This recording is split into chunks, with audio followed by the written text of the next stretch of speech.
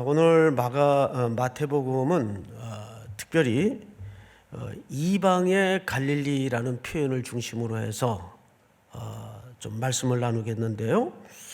여러분, 예수님은 유독 이 갈릴리 땅에서 어쩌면 사역의 한 4분의 3을 이곳에서 머물며 행하셨던 것 같아요.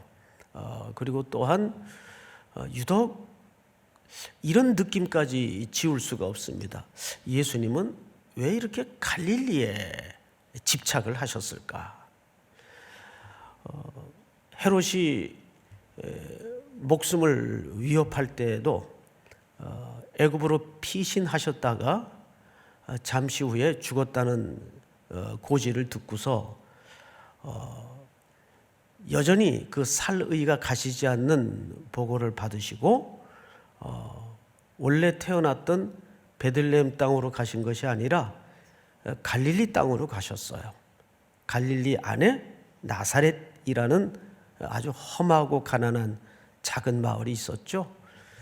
그리고 예수님의 마지막 모습을 보면 제자들에게 내가 고난을 받고 죽음을 당할 것인데 그리고 사흘 만에 다시 살아날 것이다. 그리고 제자들과 약속도 어디서 만날 것을 약속하셨습니까? 갈릴리에서 다시 보자. 갈릴리에서 만날 것을 약속하셨어요. 그런 거 보면 예수님의 일생은 갈릴리에서 시작하셔서 갈릴리에서 마치십니다. 그 승천하실 때에도 뭐라 그러셨어요? 갈릴리 사람들아 어찌하여 서서 하늘만 쳐다보느냐. 기억나시죠? 그때에도 마지막 부탁을 누구에게 하셨는가 하면 갈릴리에서 하셨어요.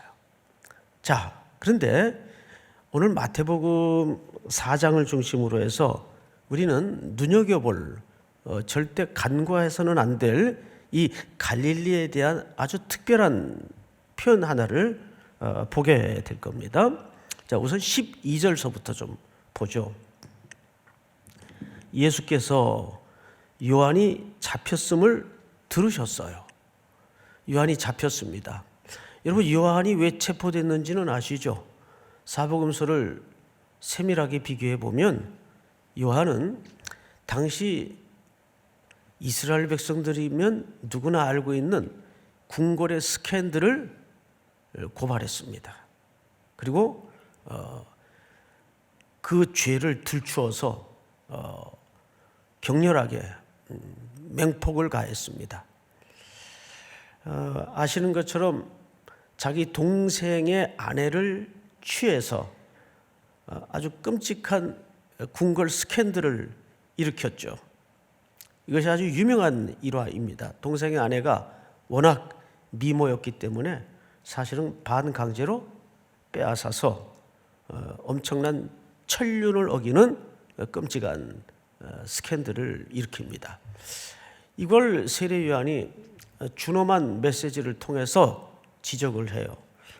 안 그래도 평소 눈에 가시처럼 띄었는데 그참에 헤롯은 세례 요한을 체포합니다. 그리고 옥에 가두게 되죠. 자, 12절을 잘 보시면 당연히 이러한 소식을 예수님이 들으셨단 말이죠. 들으시고 어떻게 되어 있는가? 갈릴리로 어떻게 하셨다고 되어 있어요? 물러나셨다. 인간적인 시선으로 보면 여러분 이 느낌이 그런 평범해 보이십니까? 이런 느낌 혹 들지 않으세요? 좀 야비하신 거 아니냐? 심지어는 그렇게까지 생각이 들 수 있지 않으세요?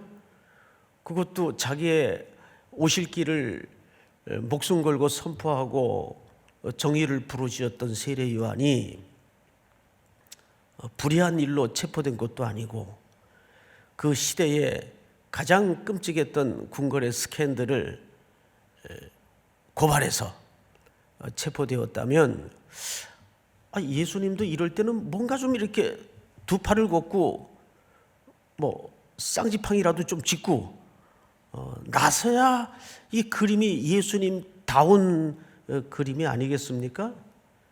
근데 성경 기자는 그 소식을 들으시고 어디로 물러나셨다고 되어 있죠? 갈릴리로 물러나셨다고 되어 있어요. 북쪽을 얘기합니다. 지금 세례 요한이 체포된 지역에서 훨씬 위에 북쪽을 얘기해요. 자, 이 이유를 성경 기자는 어떻게 해석하고 정의하고 있는가를 볼 필요가 있어요. 세상의 의리적인 관점이라든지 또 정치적인 시각이 중요한 게 아니고 성경 기자는 갈릴리로 물러나신 이 예수님의 태도를 어떻게 해석하고 있는가. 자, 13절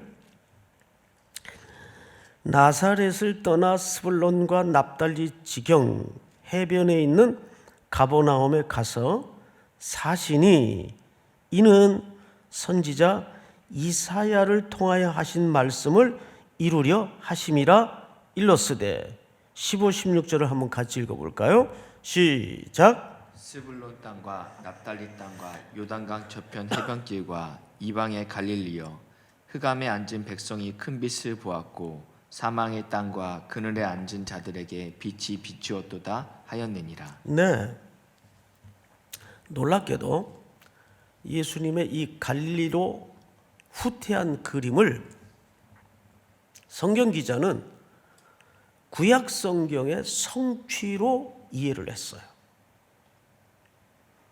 놀라운 사실이죠. 우리는 정치적인 시선에서나 또는 인간적인 시선에서 볼 때는 좀 예수님이 이때 이러시면 안 되는 거 아닌가? 이렇게 생각을 충분히 하실 수 있어요.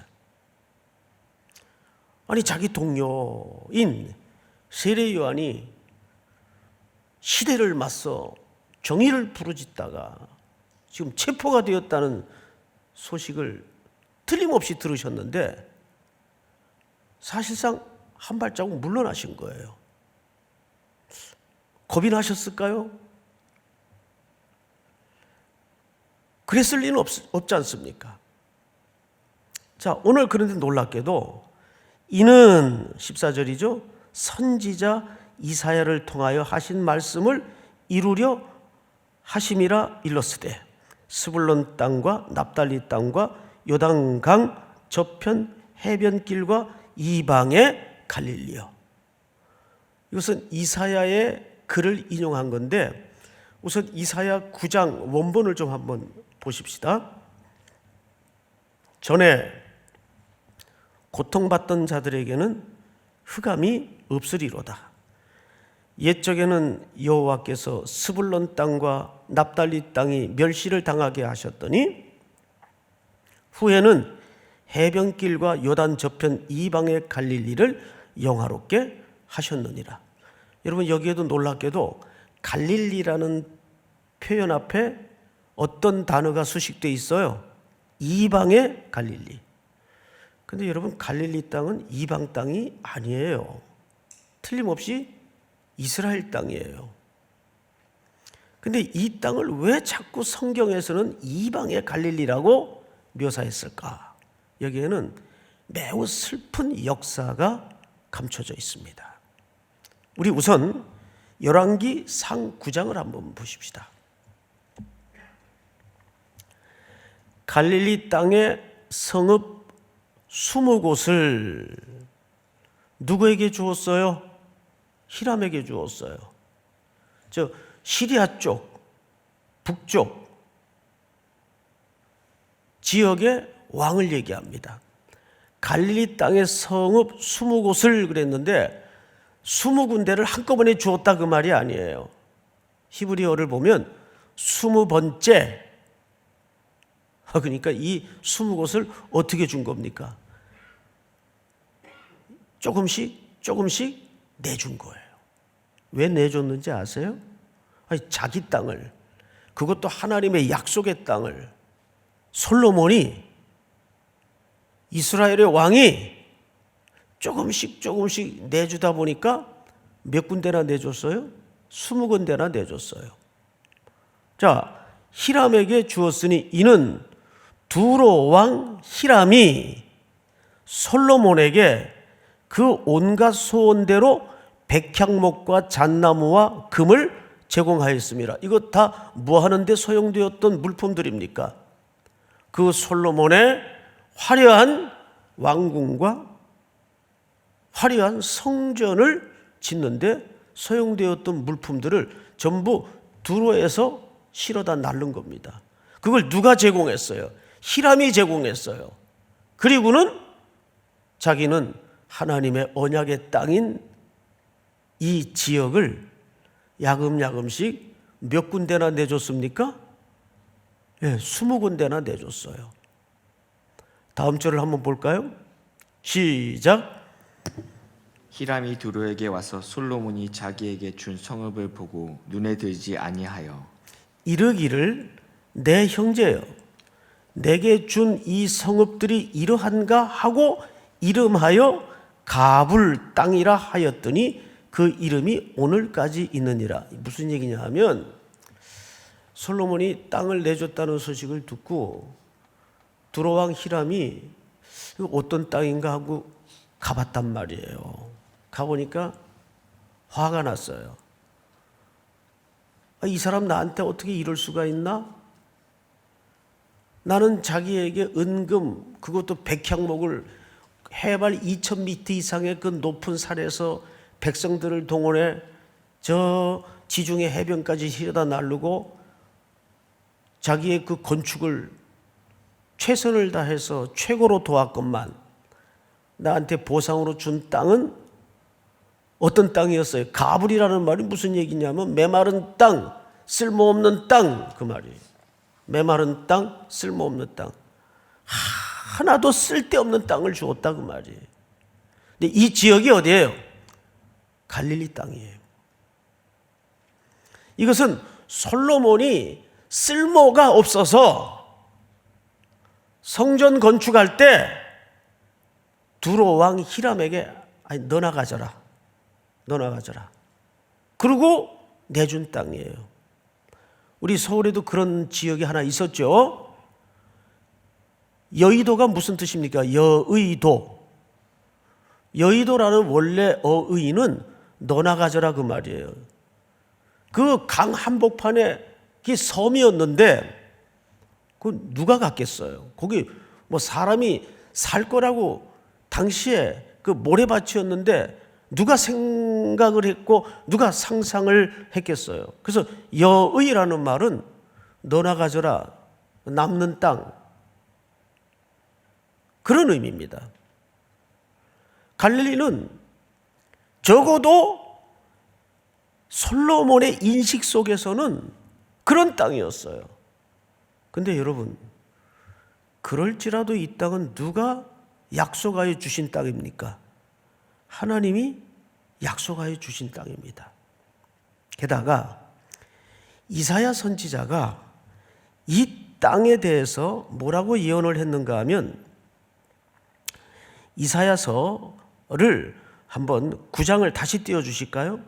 9장.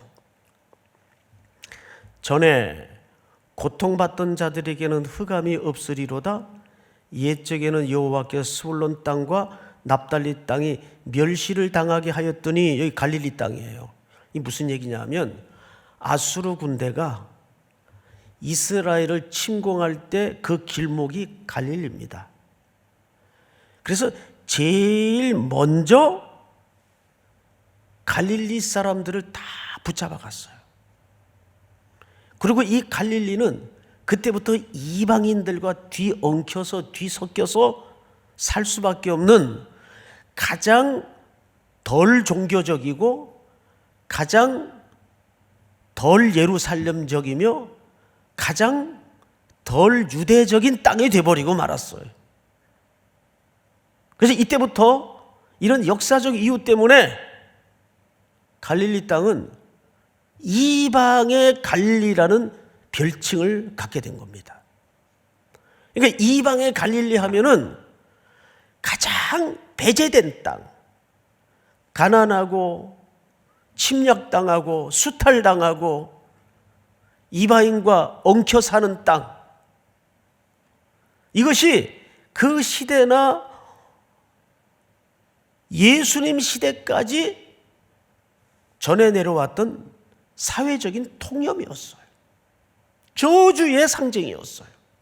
근데 이사야 선지자가 뭐라고 이것을 반전을 시키냐 하면, 전에 고통받던 자들에게는 흑암이 없으리로다.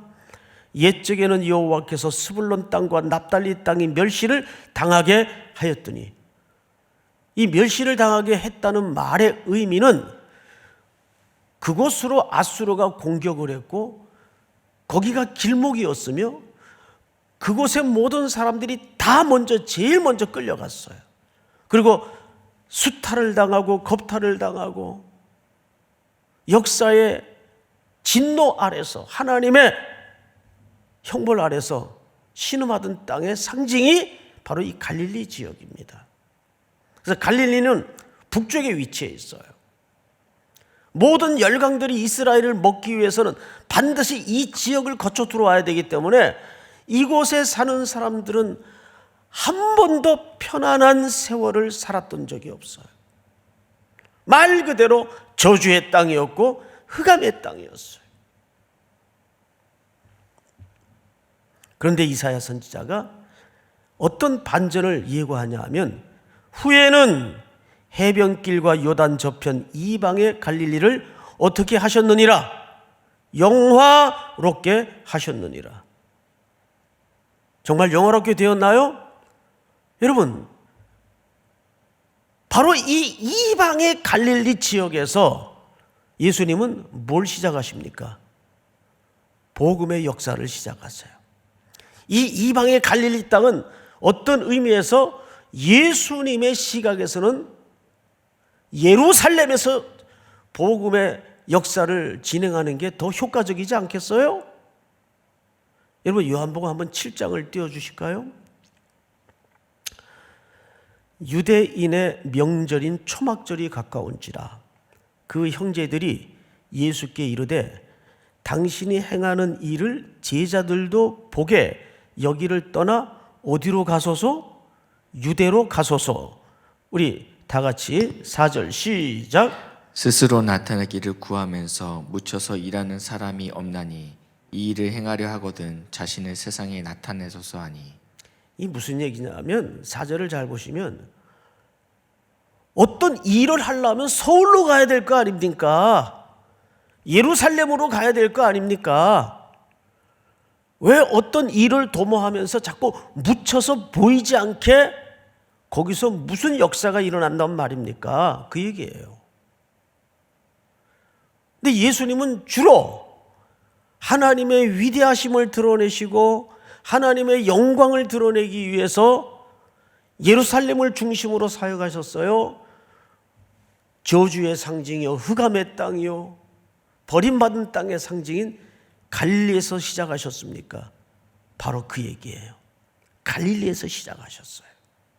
근데 그 갈릴리는 심지어 어떤 갈릴리로 명명되어 있다고요? 이방의 갈릴리. 이방의 갈릴리. 오늘 이 마태가 드러내고자 했던 초점은 바로 거기에 있습니다. 하나님의 역사는 도시 중앙이나 메인 그룹에서 시작하지 않는다는 거예요. 작게, 보이지 않게, 누구도 주목하지 않는 현장에서 하나님의 영광은, 역사는 태동되고 일어나기 시작한다는 겁니다. 여러분, 그 사실을 믿으셔야 됩니다. 하나님의 부흥의 역사를 보면 어떤 커다란 세력으로 시작한 적도 없었고, 어떤 유명한 사람의 영향력에 의해서 하나님의 역사가 시작되었던 적이 없어요. 저기서 무슨 선한 것이 나지? 저 사람이 뭘 할 수 있어? 버림받은 자, 누구도 주목하지 않는 곳, 누구도 신경 쓰지 않는 사람, 이런 자들 속에 하나님의 역사를 준비하신다는 거예요. 그러니까 이 이방의 갈릴리라는 이 명칭은 고유명사이시면서 특별히 오늘날에도 우리 한국교회에 주시는 울림이 큽니다.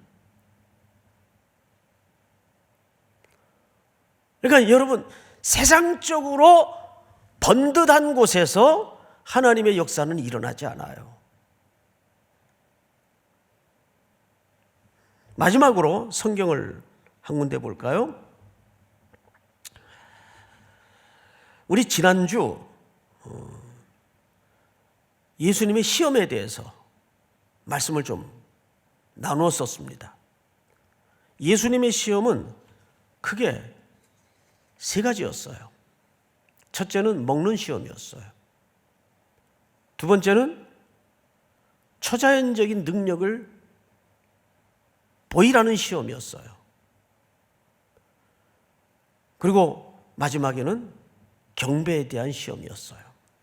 자, 우리는 이 시험이 갖는 의미에 대해서 다시 한번 기억을 되살릴 필요가 있습니다. 이유는 이 세 가지 시험을 다시 한번 점검해 봄으로써 예수님이 꿈꾸던 나라는 어떤 나라였는가? 여러분, 오늘 본문 17절을 한번 볼까요? 이때부터 예수께서 비로소 전파하여 이르시되 회개하라 천국이 가까웠느니라 하시더라. 여러분, 이 말은 요한도 회개하라 천국이 가까웠느니라고 선포했지만 세례 요한이 가지고 있었던, 세례 요한이 광야에서 꿈꾸었던 천국과는 미세한 차이가 있었던 것 같아요. 왜냐하면 우리 마태복음 11장을 한번 좀 볼까요? 예수께서 12 제자에게 명하기를 마치시고 이에 그들의 여러 동네에서 가르치시며 전도하시려고 거기를 떠나 가시니라. 자, 2절. 이때는 이미 요한이 옥에 갇혀 아직 있을 때입니다. 그리고 결국 이 옥에서 요한은 죽죠. 요한이 옥에서 그리스도께서 하신 일을 듣고 제자들을 예수님에게 보냅니다. 3절 시작. 예수께 여짜오되 오실 그이가 당신이오니까 우리가 다른 일을 기다리오리까? 이 질문을 잘 보세요. 요한은 지금 예수님이 하시는 일에 대해서 고개를 갸우뚱거리고 있었어요. 이분이 하시는 일이 우리가 꿈꾸던 하나님의 나라의 일이 맞나? 점점점 미로 속에 빠지는 느낌을 가졌던 것 같아요. 그래서 제자들을 통해 질문을 한 겁니다.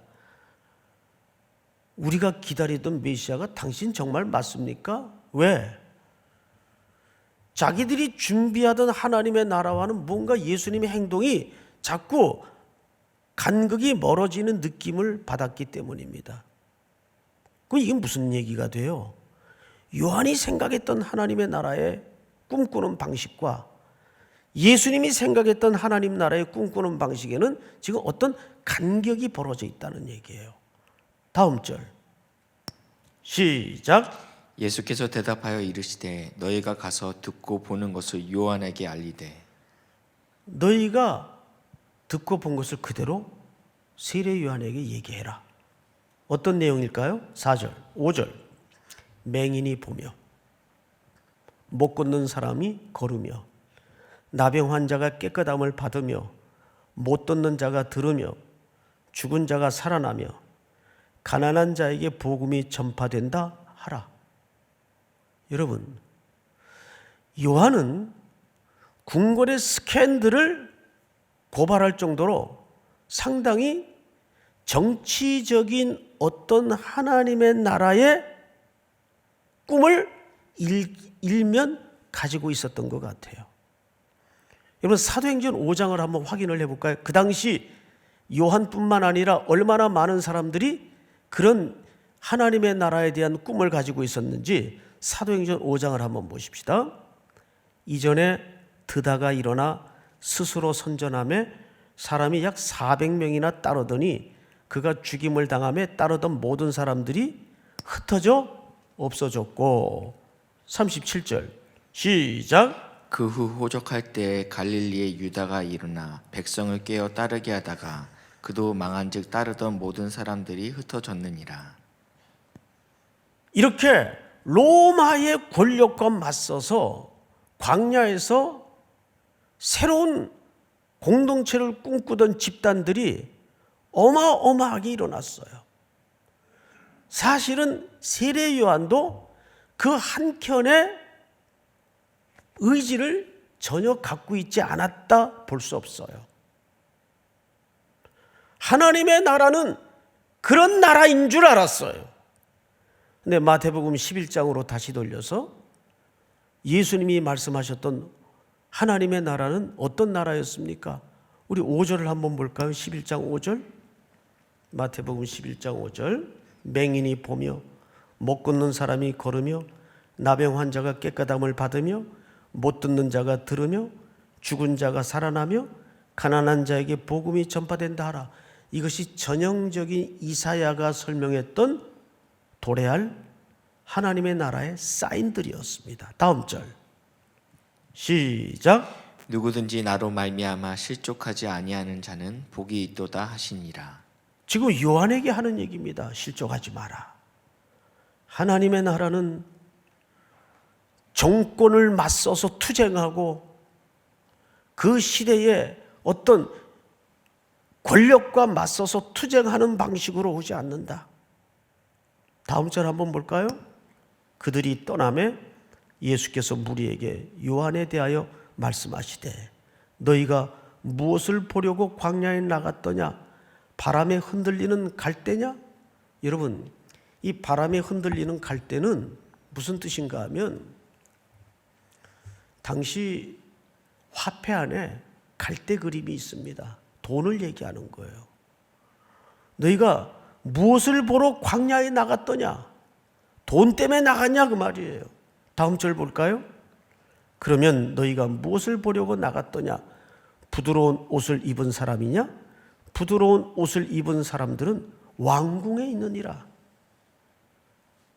하나님의 나라는 돈으로 만들어지는 것도 아니고 왕궁에 있는 권력 입은 사람들이 만들어지는 것도 아니에요. 눈먼 자, 저는 자, 주저앉은 자, 가난한 자들에 의해서 그들에게 복음이 증거되고 구원의 빛이 비칠 때 이사야가 꿈꾸던 메시아를 통해 도래할 하나님의 나라를 그렇게 약속하는 겁니다. 거기가 어느 땅이죠? 이방의 갈릴리예요. 이것은 우리가 현실적으로 얼마나 많이 가지고 있느냐, 가난하냐 이런 물질적이거나 물량적인 개념에서의 의미가 아니에요. 복음을 알지 못하고 복음을 듣지 못하는 자들은 전부 사실상 현대적으로는 어떤 자들입니까? 가난한 자들이에요. 공고한 자들이에요. 그래서 이방의 갈릴리라는 이 총칭은 오늘 이 시대에도 존재합니까? 안 합니까? 틀림없이 존재합니다. 교회는 예수님의 사역의 정신을 반드시 배워야 될 필요가 있어요. 중심으로가 아니라 가능하면 이 지구촌에 소외된, 공고한, 배제된, 버려진, 아직도 복음을 알지 못하고 허물을 찾아서 인생을 소진하고 낭비하는 그들에게 뭘 전해야 될까요? 바로 예수의 생명 되심을 전해야 돼요. 이것이 오늘 이방의 갈릴리라는 명칭이 주는 큰 울림이고 메시지입니다. 믿습니까, 여러분? 이 말씀이 다시 한번 오늘 온라인으로 뿐만 아니라 계속하여 예배를 드릴 모든 성도들에게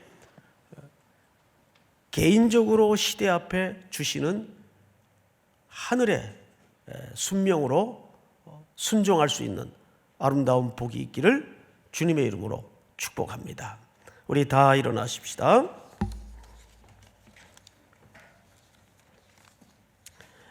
하나님은 너를 지키시는 자.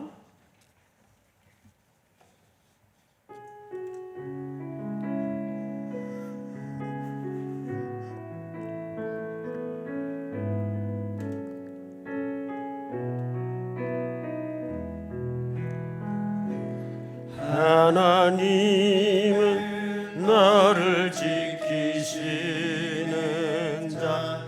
너의 우편에 그늘 되시니 낮에 해와 밤의 달도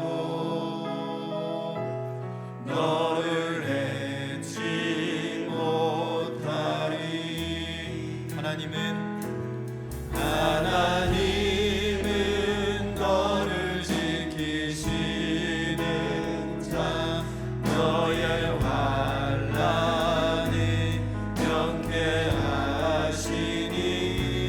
그가 너를 지키시리라. 너의 주임을 지키시리라. 눈을 들어 산을 보아라.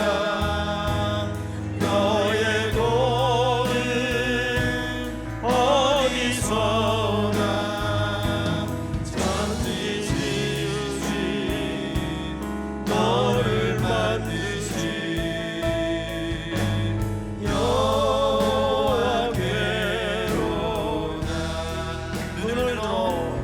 눈을 들어 산을 보아라.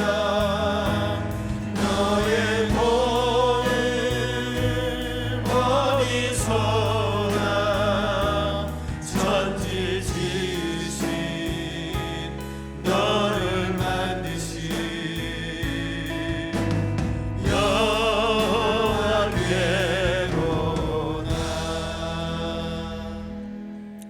우리 한번 같이 기도합시다. 두 가지 제목을 놓고 기도합니다. 대구 경북을 중심으로 고통 중에 있는 모든 시민들에게 그 어둠의 땅에 다시 한번 구원의 빛이 임하게 하시고 회복의 기적을 열어주시옵소서. 모든 전염병들이 일소되게 하시고 이번 기회를 통해서 한국교회가 다시 한번 이방의 갈리로 향하는 은혜를 누리게 하여 주시옵소서. 버려진 땅, 배제된 영혼들 찾아가게 하시고 예수 그리스도의 손과 발이 되어 다시 한번 십자가의 그리스도의 죽으심의 의미를 온전히 드러낼 수 있는 교회들로 회복케 하여 주시옵소서. 또 우리 성도들의 일상을 위해서 세 가지 제목을 놓고 우리 한번 주여 부른 다음에 손 내어 기도합니다. 주여. 하나님 아버지 감사합니다. 오늘도 이방의 갈리